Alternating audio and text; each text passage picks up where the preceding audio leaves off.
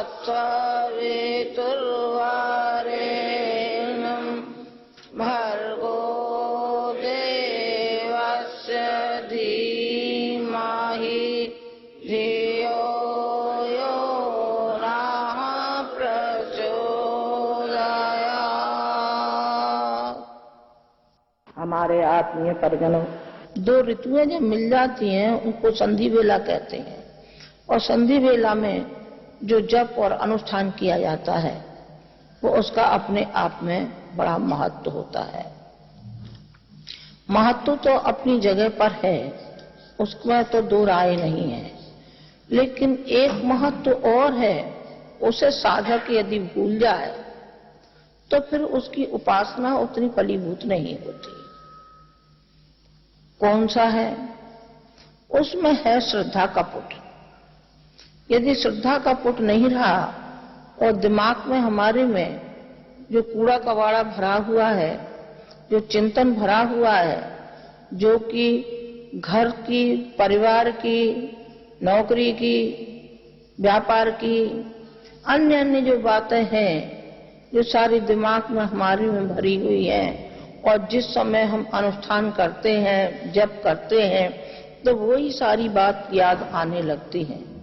भगवान के प्रति हमारा लगाव, भगवान के प्रति हमारा प्यार, भगवान के प्रति हमारी वो श्रद्धा नहीं रहती है।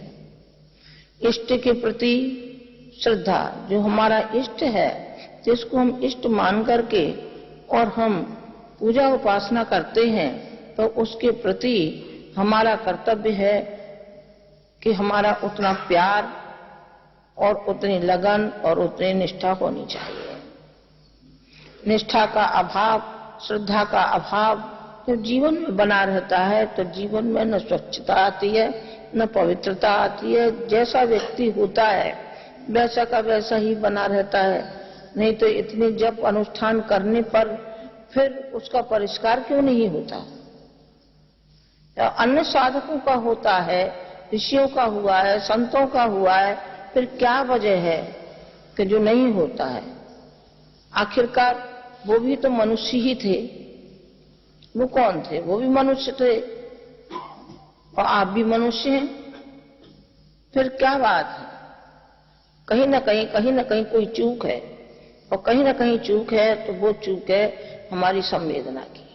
तो हमारे अंदर संवेदना का भाव नहीं जागता है। दुख और पीड़ा के प्रति हमारा जरा भी कोई रुझान नहीं होता। भगवान के साथ जो समर्पण की भावनाएं होनी चाहिए, वो समर्पण की भावनाएं नहीं होती। ये समर्पण की जब भावनाएं नहीं है तो फिर बताइए भगवान किस तरीके से मिलेगा? जिनको मिला है उन्हें केवल श्रद्धा के बल पर मिला है। चाहे वो दादू हो, चाहे वो कबीर हो, और चाहे रामकृष्ण परमहंस हो, चाहे जो भी हो, केवल श्रद्धा के बल पर ही उनको भगवान मिला है। भगवान बनाए जाते हैं, भगवान गढ़े जाते हैं। भगवान की एक छवि होती है, वो साकार की छवि होती है। निराकार को तो हम पीछे जाते हैं, जबकि साकार हमारा परिपक्व हृदय हमारा जब हो जाता है तब निराकार की उपासना होती है। पहले उपासना साकार की जाती है। साकार को जब हम अच्छी तरह से अपने हृदय में उतार लेते हैं तो फिर निराकार की हो जाते हैं। साकार का मतलब कि हम अपनी माँ की गोदी में खेल रहे हैं। गायत्री माता की गोदी में एक शिशु की भांत, एक साल भर का शिशु हो, उसकी भांत हम अपनी माँ के गोदी में हैं और माँ हमारे सर पर हाथ फेर रही है। माँ हमको खिला रही है, माँ हमें दूध पिला रही है। अपने जो मातृत्व का भाव है वो अपने हृदय में धारण करके और उसकी छवि में ही अपने ध्यान केंद्रित करना चाहिए। उनकी जो आंखों की पुतली है, उन आंखों की पुतली के भीतर जो बिंदु है उसमें एक ज्योति के प्रकाश का अनुभव करना चाहिए कि ये ज्योति का प्रकाश हमारे रोम रोम में, हमारे हृदय में सौम्य हम प्रकाशवान हो रहे हैं और माँ हमको इतना कुछ अनुदान और वरदान दे रही है कि जिससे हम निहाल हो रहे हैं, निहाल हो रहे हैं। बाकी का जो आपके उल जलूल जो दिमाग में भरा हुआ है उसे आप आज ही छोड़ दीजिए, अभी छोड़ दीजिए और हमारे कहने से आप अपनी भावनाओं को एक शिशु की भांति अपनी भावनाओं को आप रखिए ताकि आपका जन्मोत्थान संपूर्ण अच्छी तरीके से पूर्ण हो सके। नहीं तो आपका आना जाना, किराया भाड़ा, ये सभी बेकार चला जाएगा और जैसे आए थे हाथ मलते ही चले जाएंगे। हम नहीं चाहते हमारे कोई भी साधक, कोई भी हमारे परिजन बिल्कुल जैसे आए बिल्कुल वैसे ही चले जाएं। तो इसमें क्या हमारी शान और क्या आपकी शान? आपकी भी शान नहीं है और हमारी भी शान नहीं है। हमारी भी आपकी ही उसमें शान है कि यहाँ से आप यदि बन करके जाते हैं और अपनी कोई बुराइयों को, आदतों को छोड़ करके यहाँ जाते हैं, अच्छाइयों को आप लेकर के जाते हैं, तो परोक्ष रूप से तो हमारे ही लिए है, मिशन के ही लिए है और आपके लिए है। जहाँ कहीं भी आप जाएंगे वहाँ आपको सम्मान मिलेगा, वहाँ आपको श्रद्धा मिलेगी, पर श्रद्धा से श्रद्धा को जीता जाता है, ये आप सही मान लेना है। श्रद्धा आपके मन में होगी अपने इष्ट के प्रति तो लोगों की श्रद्धा अपने आप में आ जाती है। गुम्बज की जैसी आवाज है, गुम्बज में आवाज देते हैं तो वो आवाज लौट करके अपने पास आ जाती है। जैसा हम बोएंगे वैसा हम पाएंगे।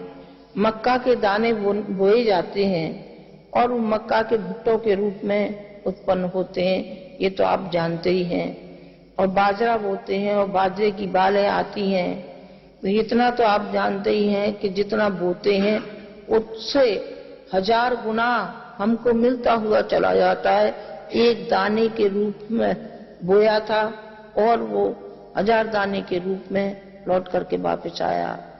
भगवान की उपासना है, नजदीक बैठना है। हम हृदय की जो हमारी भूमि है, यदि हमारी भूमि साफ और सुथरी है तो उसमें जो भी बीज डाला जाएगा वो फूलेगा, फलेगा, पल्लवित होगा, विकसित होगा और वो विकसित होगा तो आपको वो छाया भी देगा। आपको ही नहीं देगा बल्कि निकटवर्ती जो भी आपके होंगे उन सबको वो छाया देता हुआ चला जाएगा। क्योंकि गुण कर्म स्वभाव भी बदलता हुआ चला जाता है। साधक का जब वो साधना करता है, उपासना करता है तो उसका हृदय अपने आप में परिवर्तित होता हुआ चला जाता है। यदि वो परिवर्तन नहीं हुआ है उसके अंदर तो ये मानना चाहिए कि भगवान इससे 100 कोस दूर है, अभी इसके हृदय तक तो क्या है, इसके पास तक भगवान नहीं पहुंचा है। आपसे निवेदन किया गया है कि आप जब उपासना करें तो आप एक शिशु की भांति माँ की गोदी में विचरण कर रहे होंगे, आप उसी में मिल जाइए। आपकी तो जाने क्या क्या ढेरों मनोकामना है, पहाड़ जैसी ऊंची चली आ रही, पहाड़ों जैसी जो दिमाग में लाते हैं। मैं समझती हूँ कि जाप तो थोड़ा होता है और उसी का होता है। जाप का एक ध्यान का भी है, ध्यान के बगैर जाप अधूरा रह जाता है। मैं ध्यान करना चाहिए, जो मैंने अभी गायत्री माता के प्रति बताया था कि आपको कैसा करना चाहिए शिशु की भांति या उनके छवि में, और उनकी छवि में ही अपने को खो दीजिए। ध्यान बहुत आवश्यक है। ध्यान नहीं किया गया है तो उपासना फलीभूत नहीं होती। उपासना यदि फलीभूत होगी तो फिर उसमें आपको ध्यान करना पड़ेगा। और ध्यान को आप सूर्य मंडल का भी कर सकते हैं, प्रकाश का कर सकते हैं, और सूर्य में ही गायत्री माता के दर्शन कर सकते हैं। सूर्य में, इस गोले में गायत्री माता